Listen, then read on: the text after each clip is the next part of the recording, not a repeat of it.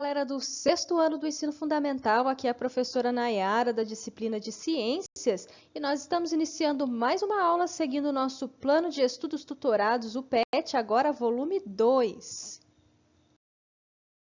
Iniciando a semana 6 com o tema Propriedades da Matéria. Na aula anterior, nós falamos sobre os fenômenos físicos e químicos da matéria. E aí nós aproveitamos para falar o que é matéria, né? Matéria é tudo que existe, praticamente tudo que existe ao nosso redor, todos os organismos vivos, todos os fatores não vivos, né, os objetos, tudo que existe praticamente é matéria.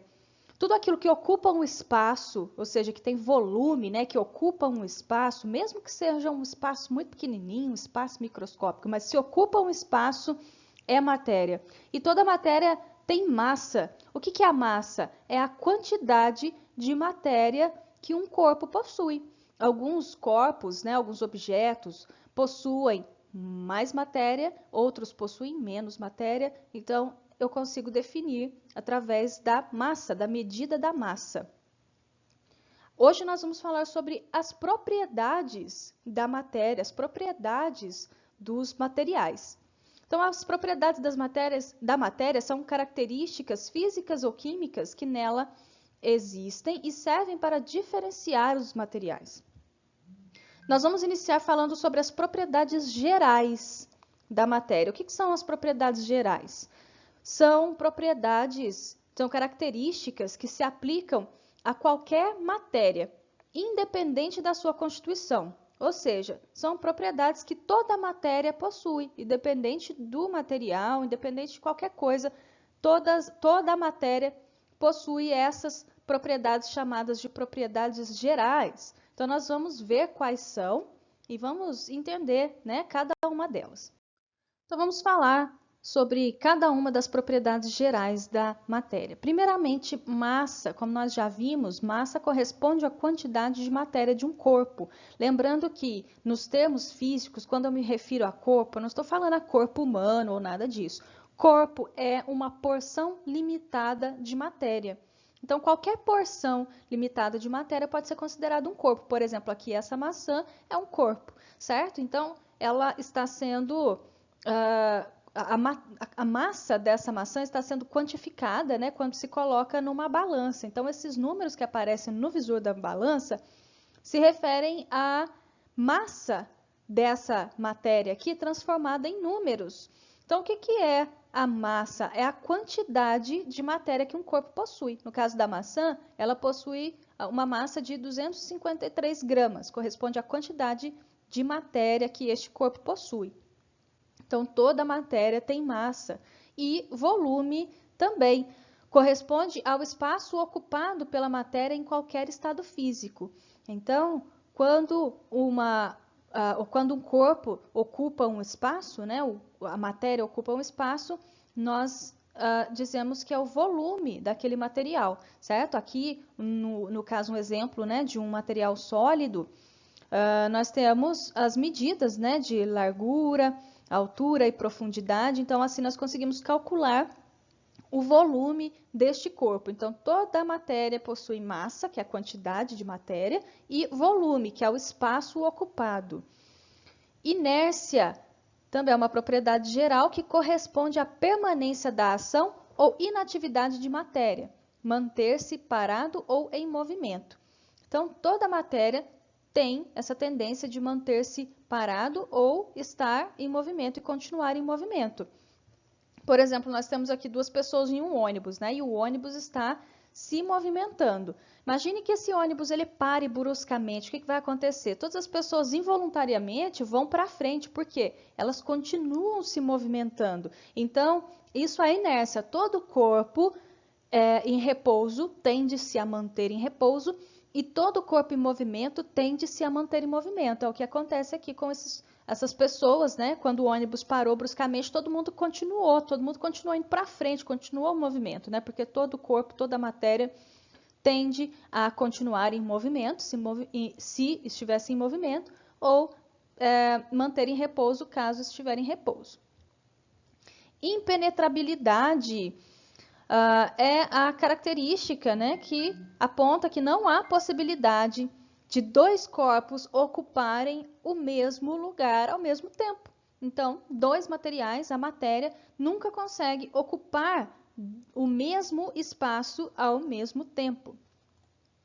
Divisibilidade. A matéria pode ser dividida em diversas partes muito pequenas. Então, é possível dividir a matéria em partes cada vez menores.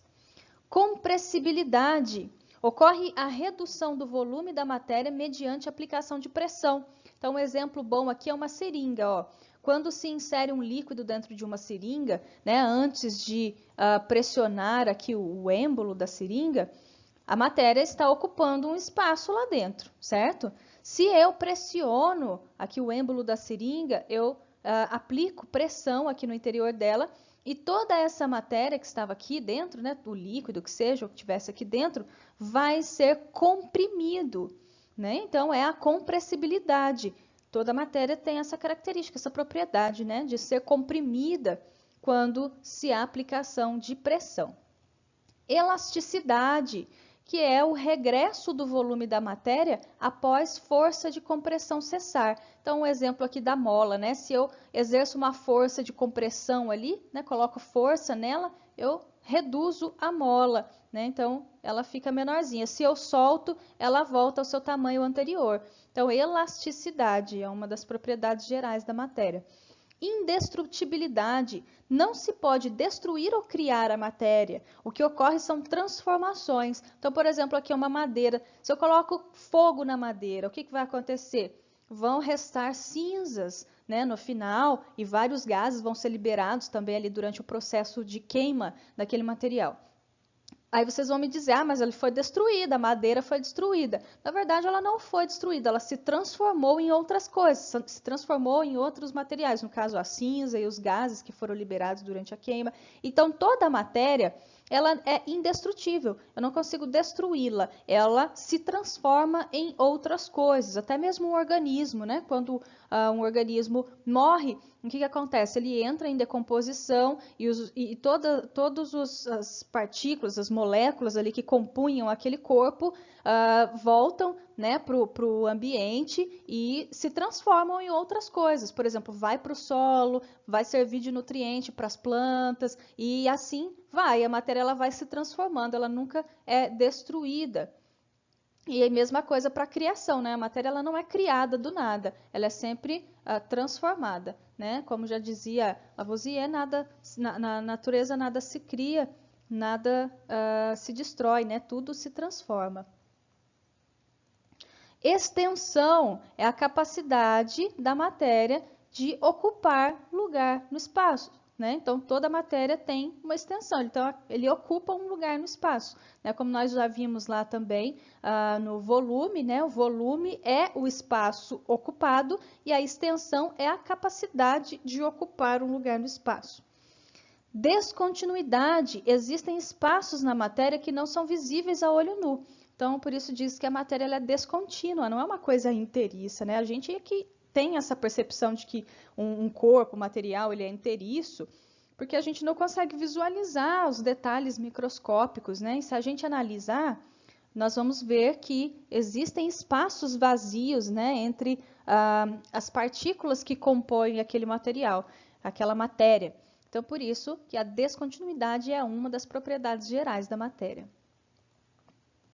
Nós falamos anteriormente, então, das propriedades gerais, que são aquelas propriedades, né, que toda matéria possui. E agora nós vamos falar das propriedades específicas, que são específicos de determinados materiais. Então, em algum material, em um material, essa propriedade é de uma forma, né, está presente ou não. Em outro material, essa propriedade pode ser maior ou menor. Então, varia de material para material. As propriedades específicas, elas são divididas em físicas e organolépticas. Não se preocupem com essa palavra difícil, vocês vão ver que não é nada complicado, é muito fácil de entender. A gente vai ver cada uma delas separadamente, tá bom? Então, nós vamos começar pelas propriedades físicas. As propriedades físicas não dependem de transformações, ou seja, elas são inerentes da matéria. Então, são propriedades que já estão presentes ali naquele material, independente dela sofrer ou não transformações. Quais são essas propriedades físicas, então? Primeiramente, ponto de fusão é a temperatura em que a substância muda do estado sólido para o estado líquido. Então, nós sabemos, né, que os materiais eles têm essa capacidade de mudar de estado físico. Nós vimos isso aplicado à água, né? A água no estado líquido diminui a temperatura, ela passa para o estado sólido. Aumenta a temperatura, volta para o estado líquido. Aumenta ainda mais, passa para o estado gasoso. E assim acontece essa transição entre os estados da matéria. O ponto de fusão é a temperatura em que a substância, né, em que a matéria muda do estado sólido para o estado líquido. Então, é a temperatura que faz com que a água, por exemplo, vamos pegar o exemplo da água, passe do estado sólido para o estado líquido. Nós sabemos que o ponto de fusão da água é 0 graus Celsius. Se a água está em 0 graus, se o gelo está em 0 graus Celsius, ele já começa a passar do ponto de sólido para líquido, ele começa a derreter. Se estiver abaixo de 0, menos 1, menos 2, menos 3 graus, a tendência é ela se solidificar.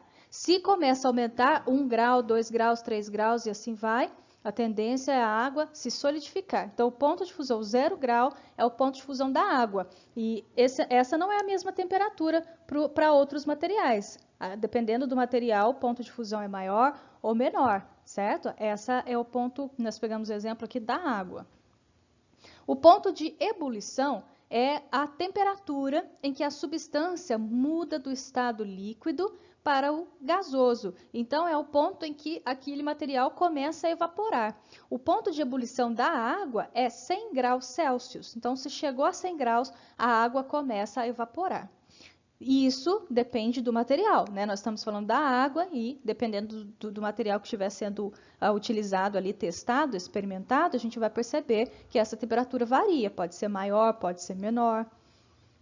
Densidade é a quantidade de matéria em determinado volume. Então, se eu colocar aqui, ó, se eu escolher um volume de 1 centímetro cúbico, imagine aqui, ó, um cubo, né, que é esse formato geométrico que vocês já aprenderam em matemática, vocês já entendem, né, direitinho dos formatos geométricos, do volume e tudo mais.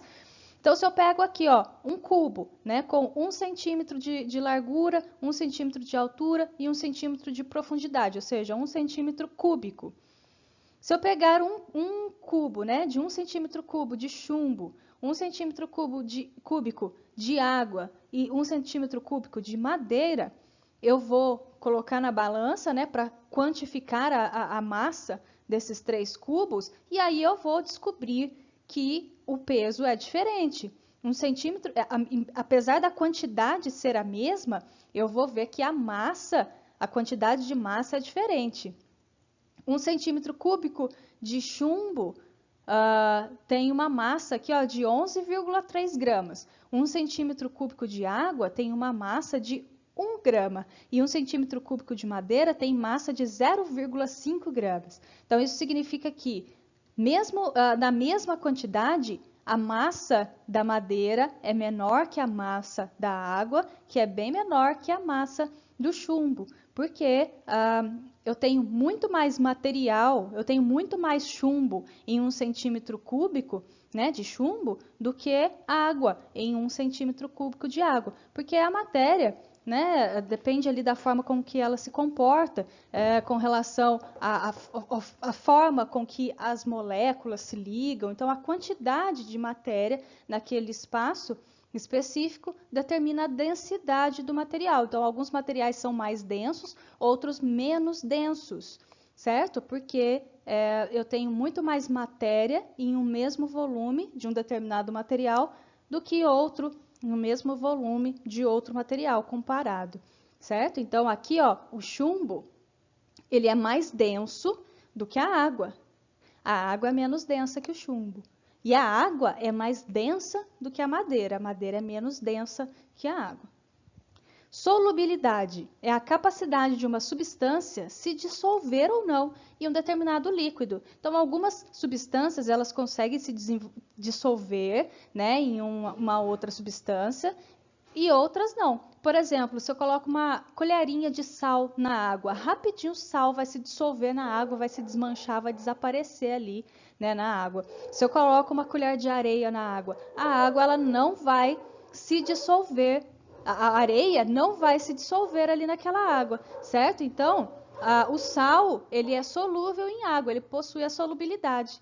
A areia, não, certo? Então, é uma característica, é uma propriedade que alguns materiais possuem. Aqui no exemplo, ó, o material que vai ser dissolvido é sempre chamado de soluto e o material que vai dissolver é chamado de solvente. E o resultado, né, do soluto misturado ali, dissolvido no solvente, é a solução. Condutividade elétrica refere-se ao caráter elétrico dos materiais, classificando-os em condutores, semicondutores e isolantes. Então, alguns materiais têm mais facilidade em conduzir energia elétrica, enquanto outros têm menos facilidade em conduzir energia elétrica e outros não conduzem energia elétrica. Por exemplo, o cobre é um material com alta condutividade elétrica, por isso que nós utilizamos, né, nos fios elétricos, nas instalações elétricas, fios de cobre, porque é um material que conduz energia elétrica. E por que que esses fios eles são sempre revestidos de plástico, de borracha? Porque estes materiais que eu citei, eles têm uma baixa condutividade elétrica. A borracha, por exemplo, ela não conduz energia elétrica, né? Por isso que é bom a gente usar chinelo de borracha para poder tomar banho, para evitar, né, possíveis choques, sei lá. Quando os especialistas vão mexer com redes elétricas, por exemplo, eles usam luvas especiais, né, de materiais isolantes que não conduzem energia elétrica. Então, alguns conduzem, outros mais ou menos e outros não conduzem. Isso é a condutividade elétrica. Maleabilidade permite a moldagem de um material em finas lâminas. Então, alguns materiais possuem maleabilidade, eles são maleáveis, outros nem tanto. Magnetismo é a propriedade de atração ou repulsão de determinados metais e ímãs. Então, alguns materiais possuem magnetismo e outros não. Ductilidade é a capacidade do material suportar a deformação sem se romper. Então, alguns materiais são mais dúcteis, outros menos dúcteis. Ou seja, o material mais dúctil, eu consigo deformá-lo, né, dobrá-lo, sem ele se quebrar. Né? Por exemplo, imagina alguma coisa feita de borracha, eu consigo torcer, né? Consigo dobrar e dificilmente, dependendo ali do jeito, né? Da produção daquele material, ela não vai se quebrar. Mas se eu pego uma régua, imagina uma régua de plástico e dobro ela assim, ela vai quebrar, porque ela tem uma ductilidade menor. Então, alguns têm uma ductilidade maior, outros menores, né? Outros materiais têm menos resistência à deformação. Dureza é a resistência de um material às deformações pela aplicação de uma força. Então, alguns materiais são mais duros, outros menos duros. Eu coloquei uma imagem aqui de um diamante porque é o material mais duro que se tem conhecimento, né? É um material extremamente resistente, bastante duro. Então, eu consigo utilizar o diamante, por exemplo, para riscar qualquer material que eu quiser, inclusive o diamante, ele é usado pelos vidraceiros, né, uma pontinha bem pequenininha de diamante para poder cortar vidro, porque ele é bastante duro, ele consegue riscar, ele consegue deformar a superfície de outros materiais que são menos duros. Então, alguns materiais são mais duros e outros menos duros. Aqueles que são mais duros, eu consigo riscar a superfície, né, daqueles que são menos duros. Viscosidade é a resistência de um fluido ao escoamento. Então, pensa bem, se eu, sem querer, ter um copo de água em cima da minha mesa, sem querer eu esbarro nele, aquele copo cai e a água que está dentro dele vai espalhar por toda a mesa rapidinho, não é? A água, ela não é viscosa. Agora, imagine se eu tenho um copo aqui, sei lá, um recipiente com mel dentro, e aí eu esbarro naquele mel. Ele vai até derrubar um pouquinho, mas ele não vai espalhar igual a água rapidamente, né? Porque o mel, ele é mais viscoso. Por exemplo, o óleo, em comparação com a água, ele é mais viscoso, ele tem mais dificuldade de escoar. E outros materiais são menos viscosos e escoam com mais facilidade, como a água pura, por exemplo, né? Então, viscosidade é a resistência de um fluido ao escoamento. Agora, as propriedades organolépticas são aquelas percebidas pelos órgãos dos sentidos e, por esse motivo, podem ser discutíveis, uma vez que as pessoas têm percepções diferentes acerca de alguns sentidos, tal como relação ao sabor. Então, as propriedades organolépticas, como eu falei para vocês, é bem fácil de entender, são aquelas relacionadas aos órgãos do sentido. Então, odor, que é o cheiro, né, que classifica as substâncias em odorantes, que têm cheiro, enquanto que as inodoras não possuem cheiro, ou seja, não são sentidas pelas células olfativas. Então, as substâncias odorantes que têm cheiro e inodora sem cheiro. Sabor é uma propriedade organoléptica também, né? As substâncias podem ser classificadas em doces, amargas, azedas ou salgadas pelo reconhecimento do sabor nas papilas gustativas, né? Que são as estruturas localizadas na nossa língua que nos permitem sentir o sabor das coisas. Cor. A cor é um material é gerada pela frequência de onda luminosa que é refletida e percebida pela visão. Então, a cor ela depende da luz, né? Quando não tem luz, está tudo escuro, a gente não enxerga nada, está tudo preto, né? Agora, se eu tenho luz, aí eu consigo visualizar a cor, né? Dos diferentes materiais, através das células, né, do meu olho e tudo mais. Brilho. Essa é a capacidade que um material tem de refletir ou absorver a luz que incide sobre ele. Então, alguns materiais são brilhantes e outros são opacos, né, que não brilham. Por quê? Absorvem toda a luz. Outros materiais refletem a luz. Por exemplo, superfícies metálicas geralmente tendem a refletir a luz, são brilhantes, né? Textura. A superfície de um material pode ter um aspecto liso, rugoso, áspero ou macio, de acordo com a percepção do tato. Então, nós sabemos que alguns materiais são diferentes do outro, né? A sensação que nós temos quando tocamos diferentes materiais pode variar. Então, pode ser áspero, macio, liso, rugoso. Som. São as vibrações que, ao penetrarem no nosso ouvido, produzem sensações auditivas. O PET, né, traz também um texto para a gente ler, para se aprofundar aqui no conteúdo. Então, vamos lá. Propriedades da água e consumo humano. As propriedades da água destinada ao consumo humano devem seguir os padrões de qualidade para ser uma água potável. Estes parâmetros são chamados de potabilidade. Então, a água, né, para o consumo humano deve seguir alguns padrões, alguns parâmetros para ser considerada potável. O que é a água potável? É aquela água que eu posso consumir sem nenhum problema, nenhum prejuízo para a minha saúde, né? Uma água limpa, uma água boa.